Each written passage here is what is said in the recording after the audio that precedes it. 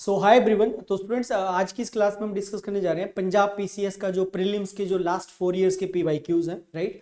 तो उनको हम डिस्कस करेंगे one by one years wise, right. जैसे 2013 में एग्जाम हुआ था उसके करेंगे, देन आफ्टर 2015, देन 18, देन 2020 या 21 के जो भी एग्जाम्स हैं हुए हैं उसके जितने भी प्रीवियस ईयर क्वेश्चंस हैं इंग्लिश सेक्शन के। तो अगर मेनली हम पीसीएस की बात करें तो उसमें इंग्लिश में आपका आरसी तो आता ही आता है। मतलब एक साल ऐसा भी है जिसके अंदर 2 रीडिंग कॉम्प्रिहेंशन पैराग्राफ्स इसमें पूछे गए थे, और कुछ क्वेश्चंस इसमें ग्रामर के रहते हैं, ठीक है। तो ग्रामर के ऊपर, कुछ फ्रेजल वर्ब्स के ऊपर, और हम बोल सकते हैं कि जो मैंने एनालाइज किया, ठीक है, तो उसमें जो है कुछ वोकैबुलरी बेस्ड क्वेश्चंस भी रहते हैं, और वोकैब का लेवल कुछ अच्छे लेवल के सवाल आपसे पूछे जाते हैं, ठीक है। तो हम मूव करते हैं अपने क्वेश्चंस की तरफ। तो 2013, 2015, 2018 और 2020 के एग्जाम्स के जो 4 साल के जितने भी क्वेश्चंस हैं, पीवाईक्यूज हैं, उनको हम इस सेशन में डिस्कस करने जा रहे हैं, ठीक है। तो बढ़ते हैं आगे। तो 70 before starting this particular session मैं आपसे एक शेयर करना चाहता हूं कि 75 डेज का एक फ्री कोर्स है पीसीएस का प्रीलिम्स का, जो बेसिकली सिविल स्टाफ के द्वारा जो है फ्री ऑफ कॉस्ट स्टार्ट करने किया जा रहा है। तो इसके अंदर जो है आपको नोट्स भी मिलेंगे, पीसीएस प्रीलिम्स कोर्स है, नोट्स मिलेंगे, एमसीक्यूज प्रैक्टिस के लिए मिलेंगे, जीएस सीसैट लेक्चर्स रहेंगे इसके अंदर, 15 एक्सपीरियंस्ड फैकल्टीज के द्वारा ये पढ़ाया जाएगा।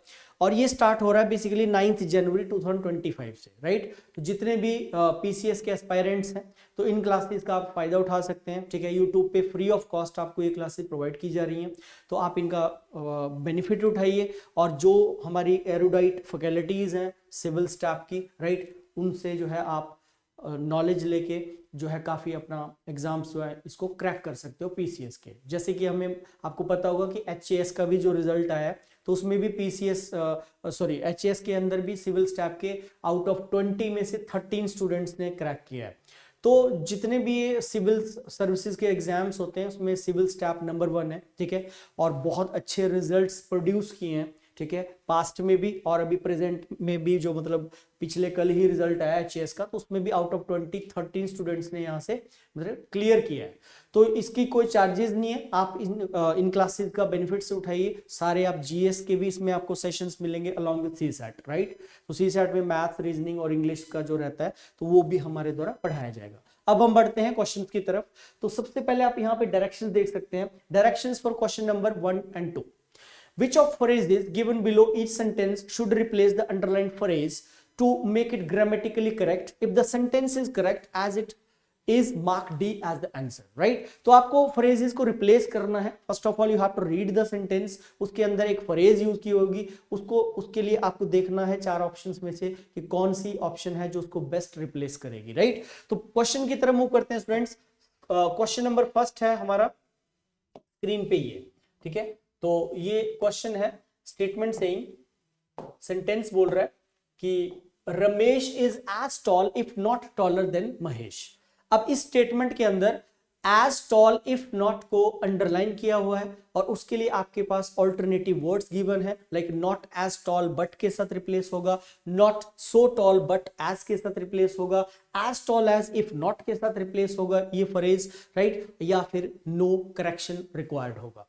If you think that this particular underlined part is absolutely correct, so you can choose no correction required, right? अब यहां पे आपका ना ग्रामर अच्छा होना चाहिए, ठीक है। ये एडजेक्टिव का कॉन्सेप्ट है। अगर हम जब पार्ट ऑफ स्पीच को पढ़ते हैं तो उसके अंदर आपको पता होगा कि उसमें नाउन्स हैं, प्रोनाउंस हैं, एडजेक्टिव्स है। हर पार्ट ऑफ स्पीच में, हर चैप्टर का अपना एक एट्रीब्यूट होता है, राइट। तो ये हम यहाँ पे देख रहे हैं, आप एक ऑप्शन में टॉल यूज कर रहा है, फिर टॉल यूज कर रहा है ना, फिर इफ नॉट भी यूज कर रहा है। और अगर हम इस स्टेटमेंट को रीड करें स्टूडेंट्स तो यहाँ पे टॉल यूज किया हुआ है और आगे टॉलर यूज किया हुआ है। और अब आपको यहाँ पे क्लिक होना चाहिए कि यार जो सिंगुलर प्लूरल हम बनाते हैं तो वो बनाते हैं हम नाउन चैप्टर के अंदर।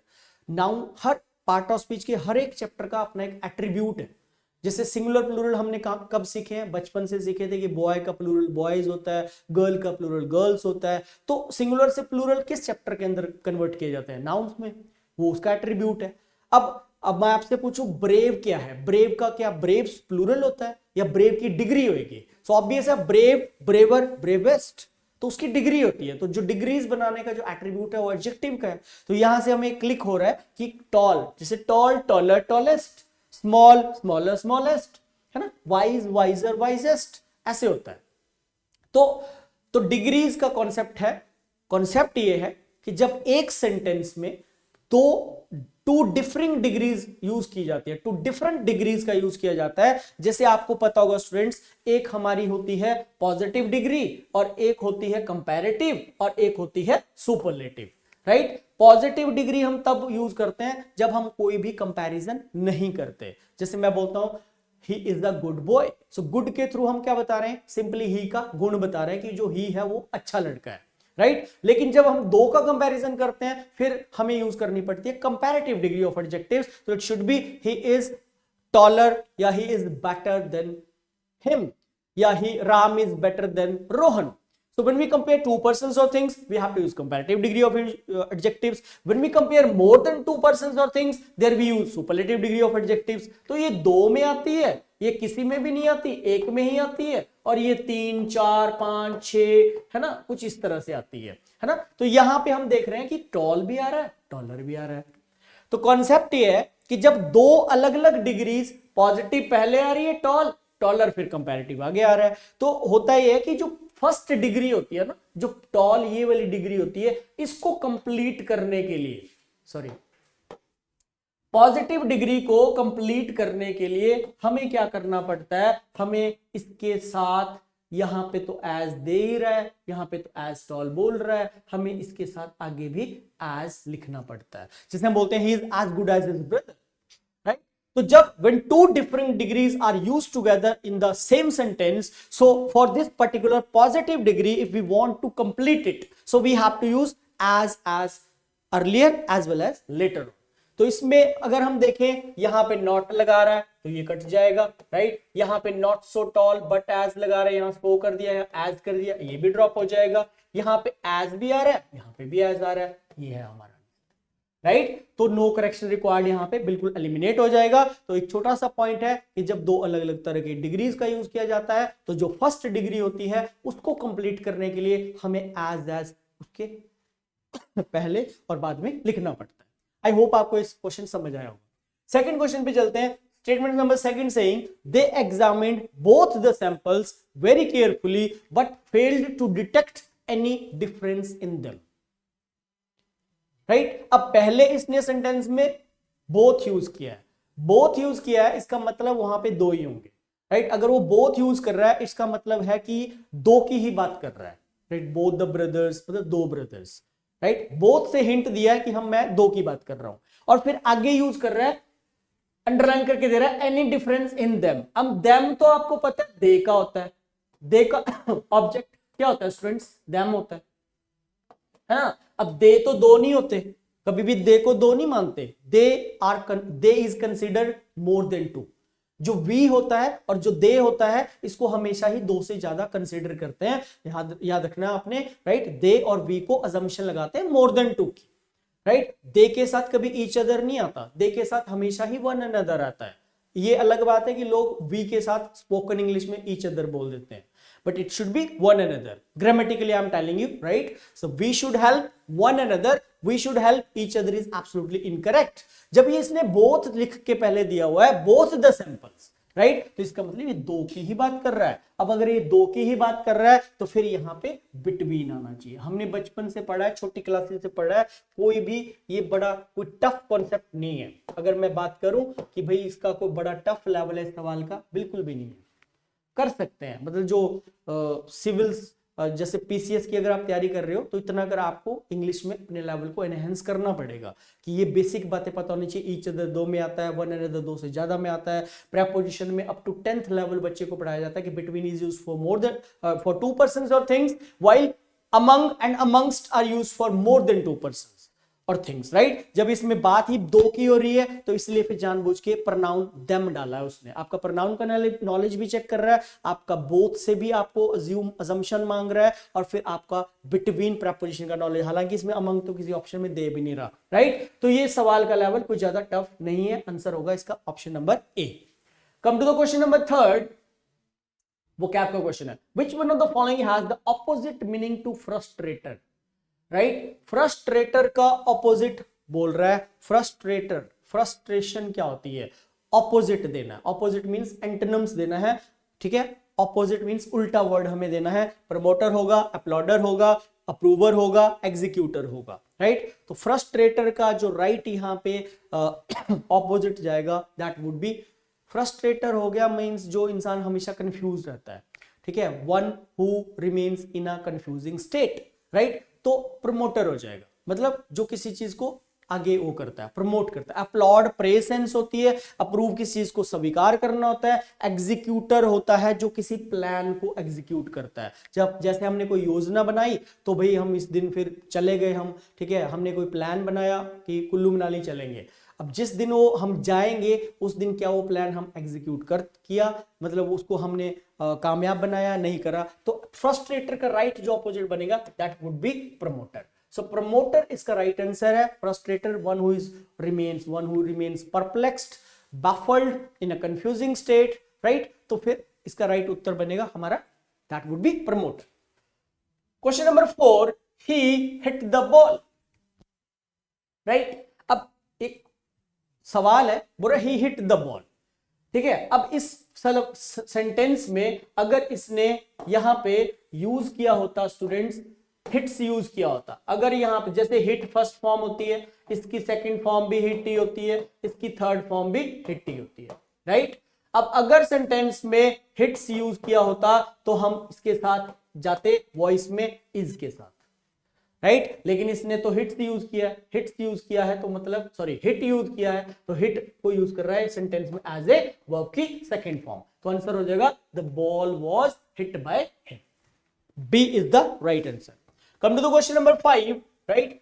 Choose the word which is the exact opposite of the word like as a preposition, ठीक है। तो मैं एक छोटा सा हल्का सा कॉन्सेप्ट आपको बता देता हूं। ये जो लाइक वर्ड होता है इसके दो फंक्शन होते हैं। जैसे मैं बोलता हूं ही लाइक्स, इफ आई से ही लाइक्स डांसिंग, ठीक है, कि वो डांसिंग पसंद करता है, ही लाइक्स डांसिंग, राइट। तो now he is subject, like is verb, this is gerund, comes as a object। अब like यहां पे verb का काम कर रहा है। जब भी सेंटेंस में like verb होता है तो इसका ऑपोजिट होता है dislike। हमसे ऑपोजिट पूछ रहा है वो क्वेश्चन में, लेकिन पूछ रहा है एज ए प्रपोजिशन, यहां तो ये verb है। बट इसी स्टेटमेंट को अगर मैं कुछ इस तरह से बोलूं, he thinks like me, there is a difference। Now he is a subject, sings is a verb, now like is a preposition, ठीक है। एंड preposition के बाद जो इसका अगला चीज आता है वो होता है इस preposition का ऑब्जेक्ट। तो there is a difference in meaning. यहां पे इसका मीनिंग सिमिलर जा रहा है, पसंद करना नहीं जा रहा है, वहां पे इसका मीनिंग पसंद करना है। तो मैंने बताया जब एज ए वर्ब इसकी पार्ट ऑफ स्पीच होती है then its opposite would be dislike. जब भी इसको हम एज ए प्रपोजिशन यूज करते हैं then its opposite would be unlike. यहां पे आपका नॉलेज चेक करा है, पार्ट ऑफ स्पीच का कुछ भी नहीं है। अगर आपको पता है कि like acts as a verb also in the statement, it acts as a preposition also in the statement, तो अकॉर्डिंगली इसके ऑपोजिट डिफरेंट है, ये ध्यान रखना है। लाइक का डिसलाइक भी होता है बट वो एज ए वर्ब होता है, as a preposition its opposite would be unlike. Next, choose the word which is the exact opposite of the word able. अब एबल्स का डिसेबल होगा, इनेबल होगा, अनेबल होगा, मिसेबल होगा, राइट। तो ऑब्वियस है स्टूडेंट्स, आपको रूट वर्ड्स होते हैं, जैसे कुछ वर्ड्स इन से भी बन जाते हैं, कुछ वर्ड इम से भी बन जाते हैं, कुछ वर्ड डिप से भी बन जाते हैं, कुछ वर्ड डिस से भी बन जाते हैं, ठीक है। तो जैसे possible, impossible, logical, illogical, confident, diffident. The opposite of confident is diffident। Confidence means आपके अंदर one who is very confident, and diffidence is lack of confidence, right? तो diffident is the opposite of। तो यहां पे आप बोल रहे हैं dis से बनेगा, in से बनेगा, un से बनेगा। आई थिंक ये मुझे लगता है आप कर सकते हैं। unable would be the, इसका जो right able का opposite होता है that is unable, misable नहीं होगा, ठीक है। इनेबल बिल्कुल भी नहीं होगा। डिसेबल तो वो पीपल होते हैं जो मतलब physically challenge people are called disabled people, right. तो आंसर होगा इसका ये वाला। Question number 6, though his view is correct his behaviour was impertinent. Now impertinent बोल रहे दो इज अ कॉन्ट्राडिक्टरी कनेक्टर। दो के थ्रू हम हमेशा कॉन्ट्राडिक्शन करते हैं। अब कुछ बच्चे ऐसे हैं जो दो के साथ यट को ढूंढते रहते हैं कि सर दो तो आ गया, यट तो आ नहीं रहा। ऐसा नहीं है, राइट, ठीक है। दो जो होता है आपका, जो ऑल्दो होता है, राइट, इनके जो पेयर होते हैं स्टूडेंट्स, इनके पेयर यट होता है, लेकिन अगर स्टेटमेंट के मिडल में पंक्चुएशन जैसे देखो यूज कर, अगर पंक्चुएशन यूज की जा रही है in the middle of the statement तो इसका मीनिंग वो यट ही होता है। जब भी आप न्यूज़पेपर में ऑल दो या दो के एग्जांपल्स रीड करते हो तो ऐसा थोड़ी है कि उसमें हर आपको एडिटोरियल्स के अंदर आपको यट लिखा हुआ मिलेगा। कॉमा यूज कर लेता है, punctuation is equal to yet, right. So दो करता क्या है, दो क्या करता है, हाउएवर क्या करता है, बट क्या करता है, इनके फंक्शंस क्या होते हैं कनेक्टर्स के, कॉन्ट्राडिक्शन करता है। हालांकि वो गरीब है फिर भी ईमानदार है। Statement whenever we show positive sentence तो रिजल्ट हमें नेगेशन में देना पड़ेगा, अपोज करते हैं ये स्टेटमेंट, उनको कॉन्ट्राडिक्टरी कनेक्टर्स बोलते हैं। ऐसे बट भी होता है, ऐसे ही हाउएवर होता है, ऐसे आपका नेवरदलेस होता है, ऐसे आपका नॉटविथस्टैंडिंग होता है, ऐसे ही आपका जो है डिस्पाइट होता है, ऐसे ही आपका इन स्पाइट ऑफ होता है ना। तो ये सारे कॉन्ट्राडिक्टरी कनेक्टर्स होते हैं। जब आप पॉजिटिव सेंटेंस लिखोगे और मिडल में कॉन्ट्राडिक्टरी कनेक्टर को पुट करोगे तो result you have to show in negation. और जब आप पहले नेगेटिव सिचुएशन लिखते हो और फिर कॉन्ट्राडिक्टरी कनेक्टर को लिखते हो तो फिर आपको रिजल्ट पॉजिटिव देना पड़ता है, ठीक है। तो यहां बोल रहा है दो हिज व्यू इज करेक्ट, देखो पॉजिटिव बात कर रहे हैं,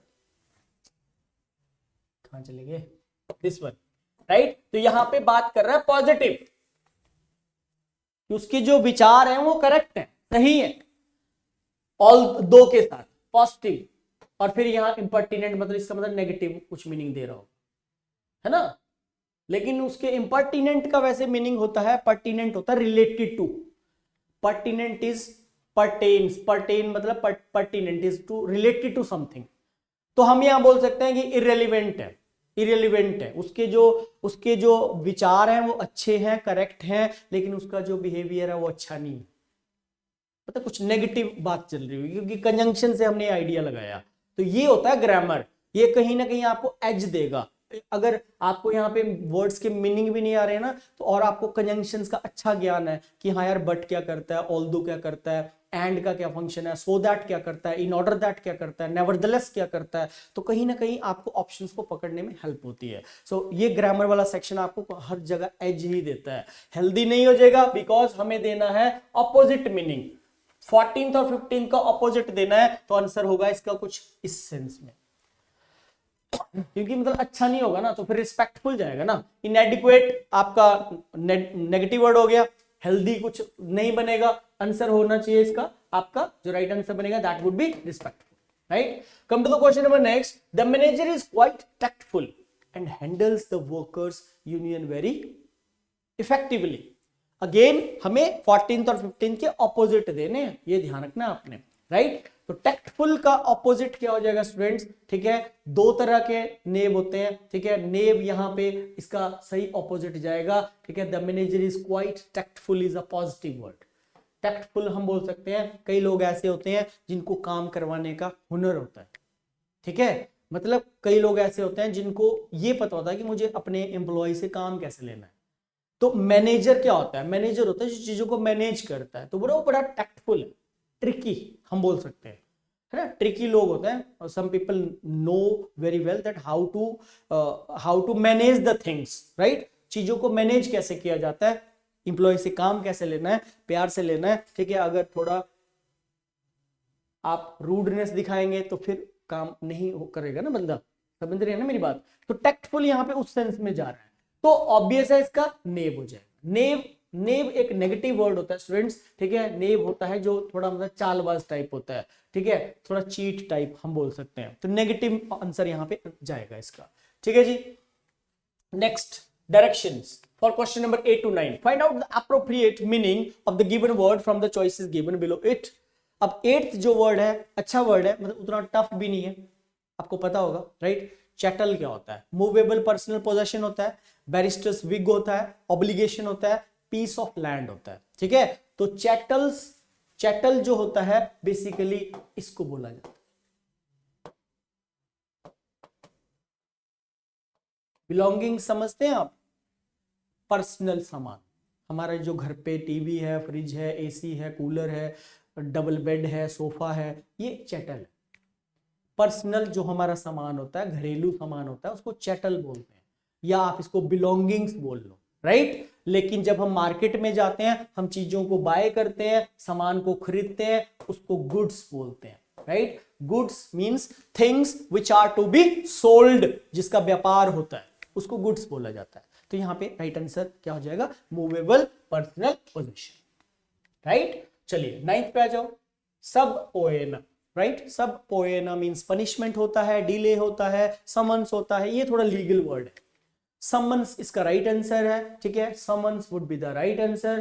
समन्स मींस होता है लीगल नोटिस। और एक बात और आपको क्लियर कर देता हूं, समन्स जो है सिंगुलर नाउन होता है, इट्स अ सिंगुलर, राइट। कभी पेपर में ऐसे आ जाए two summons have been issued, sorry two summons, एक बात मैं एक्स्ट्रा एडिशनल बातें भी आपको बता रहा हूं, सिर्फ क्वेश्चन से हमारा रिलेशन नहीं होना चाहिए, ठीक है, हमें और भी नॉलेज को कलेक्ट करना है, ठीक है। तो टू समन्स है ना, तो 2 समन्स इशू कर दिए गए हैं, फिर भी वो सुधर नहीं रहा, कोई पर्सन है, हैव बीन इशूड। अब इसमें एरर आ जाए कभी पेपर में, अब बच्चा तो यही सोचेगा कि सर 2 समन्स है, सर 2 बॉयज होता है, 2 समन्स हो गया, तो ये तो जबकि सिंगुलर होता है, 2 बॉयज तो प्लूरल है। अब ऐसा तो होता नहीं है कि हर नाउन में एस लगने से वो प्लूरल ही होता है, भाई 2 समन्स हो गया, तो ये कंफ्यूजिंग नाउन का सवाल है, एरर की फॉर्म में भी आता है। जस्टिफाइड है कि 2 लीगल नोटिस इशू किए गए होंगे, तो फिर यहां पे समन्स होगा, हैव बीन मींस वहां आएगा, मतलब बी में हैव बीन तो आना ही है, राइट। तो फिर यहां पे एरर क्या बनेगी? तो यहां पे समन्स का एक प्लूरल होता है, ध्यान रखना, समन्स का प्लूरल होता है स्टूडेंट्स समन्सेस। थोड़ा इसका अजीब सा है प्लूरल, लेकिन होता समन्सेस है, यहां पे समन्सेस है, 2 समन्सेस, राइट, ये भी ध्यान रखना। हालांकि सब पोएना का मीनिंग मैंने आपको बता। रेसिडिविस्ट, ये लॉ ब्रेकर होता है, फ्रीक्वेंट जो लगातार कंटिन्यूसली लॉ को ब्रेक करता चलता है, ब्रीच करता है, ठीक है। बोहेमियन भी इसके ऊपर एक टर्म होती है, बोहेमियन भी वही पर्सन होता है, one who doesn't follow the usual rules of the society, that is also called bohemian, recidivist, right, frequent law breaker होता है। डायरेक्ट क्वेश्चन है, इसमें कोई बताने वाली बात तो नहीं है, ठीक है। Question number 11, did you have lunch at home yesterday? अब कैसा सवाल है? ये वाला सवाल है, question tag, right. Question tag होते हैं, सवाल बनाते हैं हम, तो स्पीकर किसके साथ जाएगा? अब टेंस की आइडेंटिफिकेशन होगी तो आप पकड़ लेंगे, हैव फर्स्ट फॉर्म है, डिड के साथ सिंपल पास्ट है, तो आंसर होगा no I didn't. Same tense में ही टैग को बनाया जाता है। किस लिए बनाए जाते हैं tag? Why this chapter is needed in English, में इसकी क्या जरूरत है? क्योंकि जब स्पीकर कोई बात बोलता है तो वो अपनी ही बात को कंफर्म करने के लिए, अश्योर करने के लिए, कंफर्म करने के लिए, ठीक है, उसमें श्योरिटी लेने के लिए पीछे एक सवाल करता है। He is sleeping, isn't he? He has left the college, hasn't he? He will go there, won't he? So these are the tags basically. तो contraction forms यूज होती है, तभी यहाँ पे didn't आएगा, क्योंकि did के साथ sentence। 12th, where do you live? At 45 Green Street, London. On 45 Green Street, London. In 45 Green Street, London. From 45 Street Green Street, London. तो ये सारे गलत हैं, राइट होगा ए, at 45 Green Street, London, right, क्योंकि लंदन जो है एक बड़ी जगह है, ठीक है, और जो उसके अंदर कोई स्ट्रीट है, स्मॉल जो प्लेसेस होते हैं उसके लिए एट लगता है, बिग प्लेसेस के लिए इन लगता है, हालांकि इसने इन का यूज यहाँ करा ही नहीं, क्योंकि वो लंदन के अंदर जो 45 नंबर की जो ग्रीन स्ट्रीट है उसके लिए एट आएगा, ना तो ऑन आएगा, ना ही इन आएगा, ना ही फ्रॉम आएगा। जैसे आप बोलोगे I live in Chandigarh at sector 44, क्योंकि चंडीगढ़ के अंदर सेक्टर है तो चंडीगढ़ में इन आएगा, ऑल्दो यहाँ इन दे नहीं रहा। तो ये था हमारा पिछला। अब आ जाते हैं हम थोड़ा सीसैट प्रीलिम्स 13 और 15 के जो क्वेश्चंस है उसको देख लेते हैं। तो पहले तो इसमें एक पैसेज है, ठीक है, पैसेज को मैं थोड़ा शॉर्ट वे में हम करने की कोशिश करेंगे स्टूडेंट्स, राइट। पहले हम पैराग्राफ्स को नहीं पढ़ेंगे, 2 मेथड्स होते हैं, ठीक है, दैट पहले हमें पैराग्राफ को रीड करना चाहिए या पहले हम क्वेश्चंस को रीड करें। ठीक है, लेंथी पैसेज हो तो पहले आप क्वेश्चंस को ही पढ़ें। ठीक है, थोड़ा लेंथ उसकी छोटी हो तो पहले आप पैसेज को भी पढ़ सकते हैं। कुछ ऐसे देयर आर सम क्वेश्चंस, ठीक है, जिसके लिए आपको पैसेज पूरा ही पढ़ना पड़ेगा, आपके आंसर डायरेक्ट नहीं आ सकते। जैसे थीम वाला क्वेश्चन होता है, you have to read the whole paragraph, तभी तो थीम बता पाओगे। टोन वाला क्वेश्चन आ गया, भी ऑथर की टोन क्या है, तो उसके लिए भी आपको पहले पूरा होल पैसेज पढ़ेंगे तभी आप उसकी टोन बता पाएंगे। ये एक रेशियो होती है कि अगर 5 to 6 क्वेश्चंस पैसेज में से आ रहे हैं तो 2-3 क्वेश्चन ऐसे होंगे जो डायरेक्ट क्वेश्चन पढ़ के आपके आंसर आ जाएंगे। मतलब क्वेश्चन में कीवर्ड्स फाइंड आउट करेंगे आप और फिर उस टेक्स्ट को ढूंढने की कोशिश करेंगे पैसेज के अंदर, राइट। लेकिन कुछ ऐसे भी क्वेश्चन होते हैं जिसके लिए आपको पूरा पैसेज ही पढ़ना पड़ेगा तभी आंसर आएंगे। ठीक है, तो हम ऐसा करते हैं कि पहले हम क्वेश्चंस को देख लेते हैं। तो पहला जो क्वेश्चन है वो है कुछ इस तरह से, बोल रहा है as per the passage which country has the highest yield of rice per hectare। ठीक है, तो 4 यहाँ पे देशों के नाम है, वियतनाम, बांग्लादेश, चाइना, इंडोनेशिया। मतलब हमसे यील्ड पूछ रहा है, उत्पादन पूछ रहा है, कौन सी ऐसी कंट्री है जिसका उत्पादन मतलब राइस का पर हेक्टेयर जो उसका जो उत्पादन सबसे ज्यादा है। वियतनाम का है, बांग्लादेश का है, चाइना का है, इंडोनेशिया का है। अब इसका अगर टेक्स्ट देखें, क्योंकि मैंने ये पहले स्टडी करे हैं तो मैं आपको थोड़ा सा हम इसको स्पीड में करने की कोशिश करेंगे। ये यहां पे मिलेगा हमें, इसका टेक्स्ट यहां पे इस छोटे से पैराग्राफ। बोला data from 2030 reveals that India's average yield of cereal per hectare is far less than that of many countries, including several low-income countries. But the difference is huge when compared to China. ठीक है, but the difference is huge when compared to China. For instance, our average yield per hectare is 39% below than that of China, and for rice this figure is 46. यहां पे answer, तो answer है इसका पहले question का सी। ये question पढ़ के आंसर आ गया, क्योंकि हमें डायरेक्ट यहां पे कुछ ऐसा ट्रू फॉल्स नहीं पूछा है, कुछ ऐसा नहीं बोला है कि भाई करेक्ट स्टेटमेंट कौन सी है। ट्रू फॉल्स वाले भी या which statement is true, which statement is false, उसके लिए भी पैसेज पूरा पढ़ना पड़ता है। लेकिन ये तो टेक्स्ट मैंने पहले, क्योंकि ये स्टडी करा है, ठीक है, क्लास को स्टार्ट करने से पहले लेक्चर मैंने पूरा प्रिपेयर किया है, पूरा इस पे मेहनत की है कि इसका टेक्स्ट कहाँ पे, इसलिए मैंने थोड़ा जल्दी से आपको बता दिया। हालांकि जब आप इसको पैसेज को पूरा एक बार रीडिंग दोगे, नो डाउट, अगर टाइम का शॉर्टेज नहीं है तो you can read the whole passage first of all, बल्कि आप 2 बार उसको रीड करें अच्छे से, ठीक है, उसको ग्रैस्प करें, उसका theme, what is the gist of the passage, author क्या बोलना चाह रहा है। ठीक है, if you are able to understand the text तो रीडिंग कॉम्प्रिहेंशन फिर कुछ भी नहीं है। और एक बात और है कि रीडिंग कॉम्प्रिहेंशन के अंदर reasoning also plays an important role. LR जो होता है, लॉजिकली भी आप साउंड होने चाहिए, आपका इन्फ्रेंस अच्छा होना चाहिए, ठीक है, कंक्लूजन निकालने की आपके अंदर क्षमता होनी चाहिए, डिसीजन मेकिंग की एक आपके अंदर अंडरस्टैंडिंग होनी चाहिए कि पैसेज बोल क्या रहा है। ठीक है, क्योंकि रीजनिंग बेस्ड जो अजम्पशन इन्फ्रेंस वाले क्वेश्चन आते हैं वो कहीं ना कहीं तंग करते हैं। ये तो डायरेक्ट क्वेश्चन था, राइट। अब सेकंड बोल रहा है which statement is not true according to the passage. अब कौन सी ट्रू नहीं है, हालांकि ये आंसर भी इसी टेक्स्ट से निकलेगा जो मैंने पढ़ा। यहां पे राइस की फिगर क्या बता रहा है, 46%, ठीक है, राइस की बता रहा है, तो यहां पे आंसर इसका भी हो जाएगा which statement is not true according to the passage. ठीक है, the rice yield in India is below then that of China, 39 बता रहा है, ये गलत है, ये फॉल्स है, ये ट्रू नहीं है, मतलब ट्रू नहीं है, फॉल्स है, राइट। तो क्वेश्चन यही था, तो उसमें तो 46% बोला है राइस में, ये 39% बता रहा है, गलत है। Question number 3, what does the author suggest to enhance the income of the farmers. अब ये इसका थोड़ा देखना पड़ेगा पीछे पैसेज में, ठीक है। What does the author suggest to enhance the income of the farmers. भाई इस पैसेज के अंदर जिन ऑथर ने ये पैसेज को लिखा है वो कौन सी बात को सजेस्ट कर रहे हैं, ठीक है। तो बोल रहे कि constitute a panel to suggest ways to double the income, provide income security to the farmers, give subsidies on water, fertilizer and power, shift wheat rice cycle to include other cereals and pulses। ठीक है, तो अगर मैं इसका text की अगर आपको बात बताऊं स्टूडेंट्स, ठीक है, स्टार्टिंग से पैसेज कुछ ऐसा है, स्टार्क होता हार्श ऑब्जर्वेशन, इकोनॉमी सर्वे हुआ था 2015-16 में, ठीक है, इंडियन एग्रीकल्चर के ऊपर। तो उसमें यह पाया गया कि जो भारत की जो कृषि की जो व्यवस्था है वो अपनी ही पास सक्सेस की शिकार है, मतलब नेगेटिव टोन में पैसेज चल रहा है, ठीक है। इसमें ग्रीन रेवोल्यूशन, हरित क्रांति के बारे में आगे बात कही जा रही है, ठीक है। और ये कुछ सारा कुछ बताया हुआ है कि ग्रीन रेवोल्यूशन क्या है, फिर ये सब कुछ उसके बताए हैं, उसके इफेक्ट्स बताए हैं कि हुआ क्या, एनवायरमेंटल इफेक्ट्स हो गए in the form of depleting water table, emissions of green houses gases, ये सब कुछ हुआ, ठीक है। Contamination of surface and ground water, खराब हो गया, प्रदूषित हो गया, ठीक है। फिर ये सब कुछ बताया हुआ है यहाँ पे। फिर यहाँ से आगे ना सरकार के बारे में बताया है, the government has responded to the problem by constituting a panel, ठीक है। सरकार ने एक पैनल बनाया जो क्या करेगा, 2022 में फार्मर्स की इनकम को डबल करेगा। लेकिन क्वेश्चन हमसे ये नहीं पूछा है,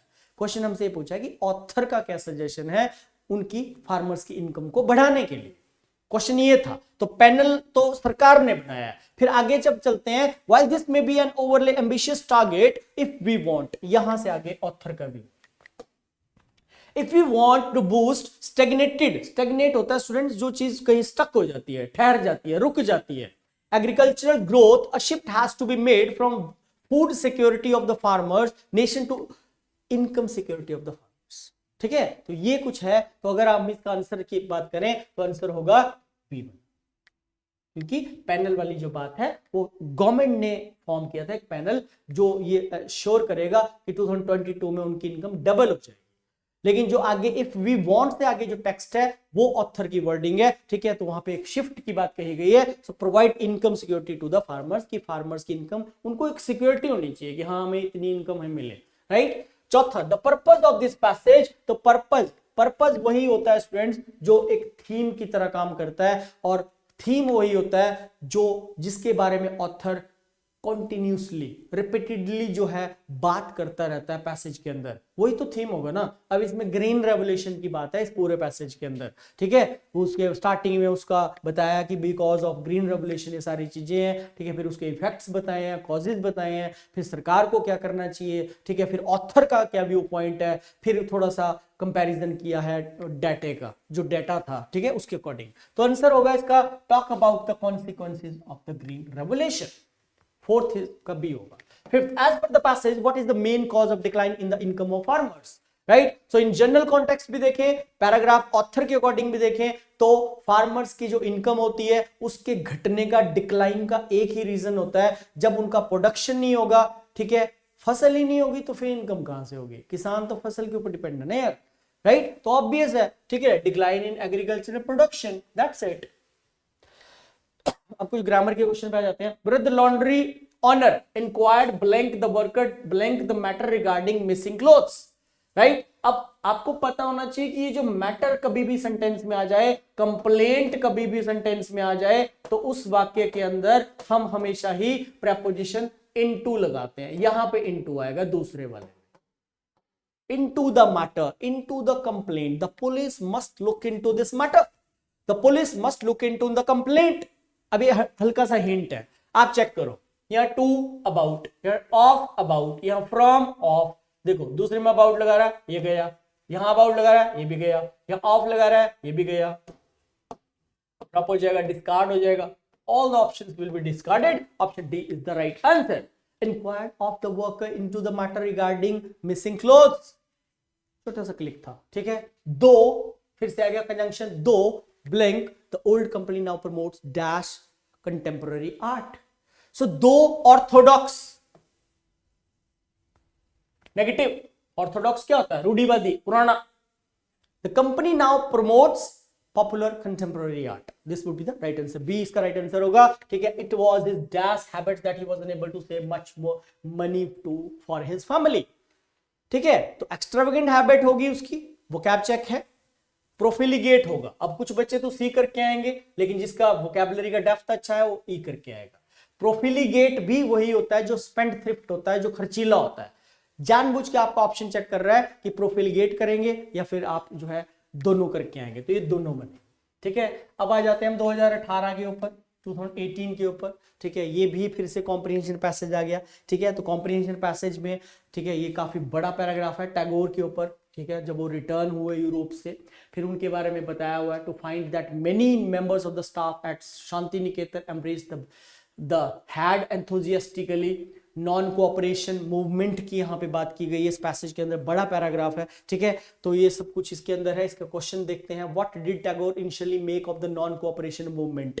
सबसे पहले पूछ रहे हैं कि रविंद्रनाथ टैगोर ने, ठीक है, शांति निकेतन आपको पता है कि पहले जो गुरुकुल हुआ करते थे, पेड़ों के नीचे जो शिष्यों को पढ़ाया जाता था, आज की डेट में वो सारे सब चीजें अब खत्म हो चुकी हैं। उसके ऊपर एक पैसेज है, ठीक है। तो बोल रहे हैं कि सबसे पहले इनिशियली उन्होंने नॉन कोऑपरेशन मूवमेंट के लिए क्या उन्होंने मतलब किया, make of the, what did Tagore initially make of the non cooperation movement. The movement was based on refreshing ideas that ought to be embraced. The movement didn't deserve a thought of contemplation. The movement was guilty of accepting an outdated ideology of narrow nationalism. The movement convinced him about failure of Gandhi as a mass leader.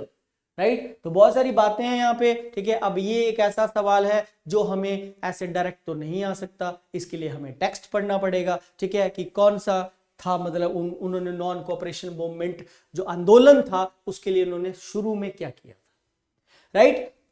तो देख लेते हैं थोड़ा सा। In July 1921, Tagore returned home from Europe. He was alarmed to find that many members of the staff at Santi Niketan embraced the had enthusiastically non-cooperation movement, thus giving themselves up to narrow nationalist ideas that were already out of date. In the first week of September, Gandhi met Tagore at his family home in Calcutta. They had a long and argumentative conversation about non-cooperation, right? C.F. Andrews, who was present, wrote that they had a difference of temperament so wide that it was extremely difficult to arrive at a common intellectual standing, though the moral ties of friendship remained entirely broken, right?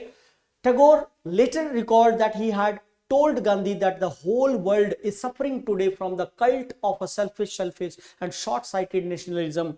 India has all down her history offered hospitality to the invader of whatever nation, creed or color, मतलब काफी पक्षपात है भाषा रंग भेद के ऊपर. I have come to believe that as Indians we not only have much to learn from the West but that we also have something to contribute. We dare not therefore shut the West out, but we still have to learn among ourselves how long through education, collaborate and to achieve a common understanding. Gandhi's answer is not recorded. Right so ये कुछ ऐसा कुछ बताया हुआ है इसके अंदर, ठीक है. तो इसका जो राइट आंसर होगा, इसका आंसर होना चाहिए आपका C, the movement was guilty of accepting an outdated ideology. देखो मैंने ये जो पढ़ा ना स्टार्टिंग में ही इसका आंसर है, ठीक है. अगर आप देखेंगे तो यहाँ पे जो है शुरू में हमने पढ़ा एज इट इज नहीं चीजें मिलती, यहाँ पे जब आप पढ़ोगे, ठीक है, नॉन कोऑपरेशन मूवमेंट दस giving themselves up to narrow nationalist ideas that were already out of date. अब यहाँ आउट ऑफ डेट यूज किया हुआ ना इसने, तो ऐसा तो है नहीं कि एज इट इज. अब पीसीएस लेवल पे जब आप जाओगे तो थोड़ा सा आपको चीजों को इनडायरेक्ट वे में भी समझना पड़ेगा. वर्ड्स के साथ हेर फेर करता है. यहाँ आउट ऑफ डेट यूज कर रहा है तो वहां पे आउटडेटेड आइडियोलॉजी की बात कर रहा है. So the movement was guilty of accepting an outdated ideology of narrow nationalism. ये है बेसिकली उनका इनिशियली जो उन्होंने करा basically. Which of the following statement is true according to the passage? Tagore considered the movement as a setback to the promising signs for humanity he saw in Europe. भाई यही answer है इसका पहला. क्यों? क्योंकि वो आए थे यूरोप से. जब वो आए तो उन्होंने देखा, उन्होंने उस चीज को माना, ठीक है. ये जो आंदोलन है ये एक सेटबैक है to the promising science for humanity. मानवता के लिए एक जो है सेटबैक है, प्रॉमिसिंग साइन है, ये अच्छा साइन है, ठीक है, ह्यूमैनिटी के लिए. तो इसका आंसर ए ही होगा, ठीक है. ए इसका राइट आंसर है. According to Mahatma Gandhi which adjective was not a suitable characteristic of Indian nationalism? Inclusive, humanitarian, religious, aggressive. ठीक है, कौन सा? ये चारों एडजेक्टिव यूज कर रहा है. Which adjective was not a suitable characteristic of. अब आपको पता है गांधी जी तो अहिंसा के पुजारी थे, वो तो लड़ाई झगड़े में बिलीव ही नहीं करते थे. अच्छा, कुछ सवाल ऐसे भी होते हैं जो इन जनरल भी अगर हम देखें तो उसका आंसर आप कर सकते हैं. अब गांधी जी की क्या आइडियोलॉजी थी, कौन सा एडजेक्टिव यूज कर सकते हैं? ऑफ इंडियन नेशनलिज्म की, मतलब वो चाहते थे कि हर भारतीय जो है लड़ाई झगड़ा ना करे, ठीक है, हिंसा में विश्वास ना करे, क्योंकि वो खुद भी अहिंसा के पुजारी थे. राइट, तो आंसर होगा एग्रेसिव नहीं होने चाहिए. यही तो है, नॉट तो बोला ऊपर, तो इन जनरल भी कर सकते हैं. The mice which helpless find themselves between the cats teeth acquire to merit from their enforced sacrifice. What can be inferred? देखो इन्फ्रेंस वाला क्वेश्चन है. From this statement the mice which helpless find themselves between the cats teeth acquire so men from their enforced sacrifice। अब ये phrase का question है, ठीक है, कि इस कुछ ऐसा यूज किया होगा इसने पैसेज के अंदर, ये the mice which helplessly find themselves वाली ये जो लाइन है, राइट। अब इसका एग्जैक्ट मीनिंग आपको देना है कि उस लाइन में इसका क्या मीनिंग जाएगा। इसका मीनिंग है weak people deserve no praise, right, not fighting back, ये इसका सही उत्तर जाएगा। When and where did Tagore meet Gandhi after returning from home, direct question है, ये भी आपको इजीली पैसेज में मिल जाएगा, ठीक है। तो इसका आंसर है कलकत्ता, सितंबर 1921।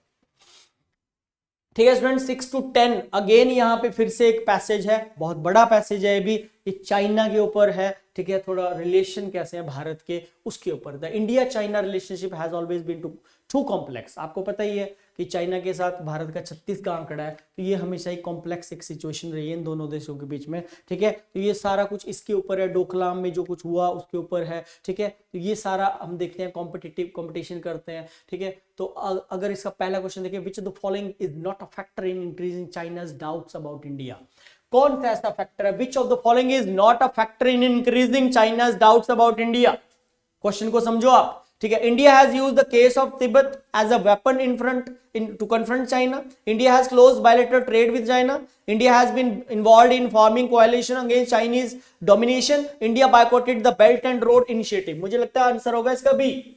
हालांकि ऑल दो पैसेज नहीं पढ़ा है, फिर भी इसका आंसर होना चाहिए बी, क्योंकि भारत ने क्या किया है, चाइना के सारे माल जो बंद कर दिए हैं, चाइना के साथ कोई ट्रेड नहीं करता इंडिया, ठीक है। Which of the following is not a factor in increasing China's doubts about India, कौन सा ऐसा फैक्टर है जो मतलब जिसके बारे में हमें कोई संदेह नहीं है, ठीक है, कोई भी संदेह नहीं है। तो यही है कि कोई है नहीं उसके साथ ट्रेड क्लोज है, right. Which of the following is true about emerging Indo-China relationship? India's and China have been willing to give each other the upper hand. China has a positive image of India's foreign policy. India's boycott of BRI affected China. India's response has been cordial with regard to the Himalaya. तो answer है इसका सी, India's boycott of BRI affected China। देखो comprehension में मैं इसलिए भी आपको थोड़ा इस वे में बता रहा हूं, ठीक है, क्योंकि ये एक खुद की अंडरस्टैंडिंग होती है, ठीक है। इसके अंदर टीचर आपको ऐसा कोई बड़ा कोई ट्रिक नहीं देगा कि हाँ, it's all about your comprehending ability, nothing else, ठीक है। If you are able to understand the text, जो इतना बड़ा ये लंबा पैसेज है, जब आप इसको आराम से पढ़ेंगे, ठीक है, तो इजीली आपके आंसर कुछ डायरेक्ट भी, ये आंसर डायरेक्ट है, पैसेज जब आप रीड करेंगे आपको डायरेक्टली मिल जाएगा। 8 राइट, विच कंट्रीज, क्वेश्चन है which countries are China's main strategic rivals. तो यूएसए एंड जापान इसके स्ट्रेटेजिक राइवल्स हैं, ठीक है। उसके बाद which of the following statement is incorrect with regard to the passage. India's increasing ties with USA has been welcomed by China. There have been enough tensions between the countries of India and China lately. India's military aspirations have been affecting China's stand on India. Leaders of the countries India and China might, तो right answer है इसका पहला, India's increasing ties with USA has been welcomed by China. तो मतलब USA के साथ जो भारत की टाइज, मतलब इनके आपस में गठजोड़ हुआ है, उसका चाइना वेलकम करता है। What does the phrase drawing blood in paragraph 1 refer to? Drawing blood, अब ब्लड कुछ खून खान से रिलेटेड होगा। To perform an incision on perform someone, to make someone very angry, to attack each other, to match up. तो मुझे लगता है इसका राइट आंसर होगा सी, ठीक है, तो सी होना चाहिए। उसके बाद क्वेश्चन नंबर 11 से 12 तक जाए तो कुछ सेंटेंसेस हैं, उसमें वन वर्ड मिसिंग है। Choose the correct alternative from the options that follow, right. तो you can do litigation cases but you also have to do the corporate dash. You can do litigation cases but you also have to do the corporate dash. corporate 1, corporate 2, corporate 1 obvious है, C होगा।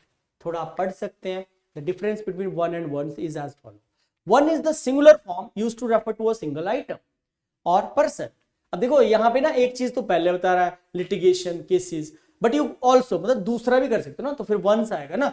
1 is the plural form used to refer to multiple items or people. तो multiple items और people की बात करें तो 1 लिखा जाता है। 1 होगा जब सिंगल पर्सन की बात होती है, ठीक है। नेक्स्ट, डोंट एंट्रस्ट मी। अब एक स्टूडेंट इंटरेस्ट होता है, उसके साथ इन आता है, और ये जो इंटरेस्ट होता है ये लेता है प्रेपोजिशन विद, और इसका मीनिंग होता है टू गिव रिस्पॉन्सिबिलिटी। जिम्मेवारी देना। Without thinking for a moment he entrusted me with all the responsibilities. बिना सोचे समझे, एक मोमेंट भी उसने नहीं सोचा, एक पल भी नहीं सोचा, सारी जिम्मेवारी मुझे देके चला, right. Interest in, interest with बता दिया। Assign the responsibility for doing something to someone, right. चलिए क्वेश्चन नंबर 13 से 14, have a word each in bold followed by 4 choices in each question, find out which of the choice is similar or closest, right। abolition, so abolition का meaning बताना है। Fixation होता है, extermination होता है, या instigation होता है, या इनएक्शन होता है। आप एबोलिशन का मीनिंग होता है स्टूडेंट्स, किसी चीज को, सिस्टम को, प्रैक्टिस को खत्म कर देना। एबोलिश करना होता है बेसिकली किसी चीज को, मींस किसी चीज की को खत्म कर देना, रिमूव कर देना। The action of abolishing a system, practice और institution, the act of ending an activity, to end an activity is called abolition. तो ऑब्वियस है, इसका जो सिमिलर जाएगा, ठीक है, इसका जो क्लोजेस्ट, सिमिलर और क्लोजेस्ट पूछा है हमसे, तो आंसर होगा एक्सटर्मिनेट कर देना, किसी चीज को खत्म कर देना। इंस्टिगेट भड़काना होता है, ये नहीं हो सकता, राइट। उसके 14th वर्ड है क्रेव। क्रेव होता है किसी चीज के लिए डिजायर रखना, है ना, किसी चीज की उत्सुकता है हमें। Keen, curious to, desirous to, right. So desire for भी होता है, डिजायर ऑफ भी होता है, ठीक है। सो डिजायर बी इसका राइट आंसर होगा। उसके बाद question number 15 has a word in bold followed by 4 choices in the question, find out which of the choices is similar or closest in opposite to the word in bold। So Flavian का आपको opposite बताना है।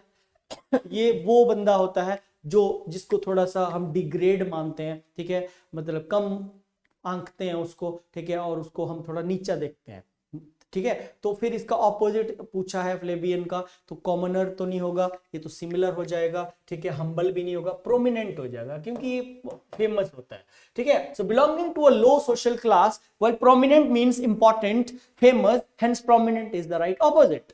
इम्पावरिस्ट means of a person or area made poor, मतलब impoverish वो poorness को बताता है, ठीक है स्टूडेंट्स। तो ये थे इंग्लिश के क्वेश्चंस। मैंने अपने लेवल पे आपको बेस्ट एक्सप्लेनेशन देने की कोशिश करी है, ठीक है।